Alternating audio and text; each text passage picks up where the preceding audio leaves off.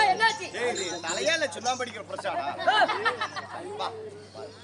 ஐயா உட்கார வேண்டிய ஒரு இடத்துல. இப்பதான் உனக்கு பசி கிடைச்சா?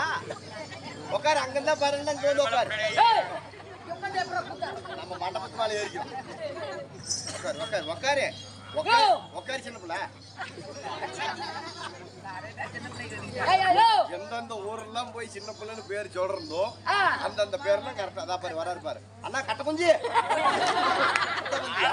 அவர் குஞ்சு அப்படியே நீ பாத்த. அப்படியா?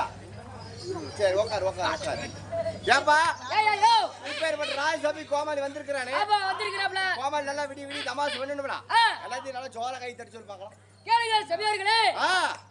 நான் நம்ம கோமாளி முதல்ல வெளிய வந்திருக்காரு. ஆமா நான் முதல் மவரியா வந்திருக்கேன். அவன் பன்னி மவரியா வந்திருக்கான்.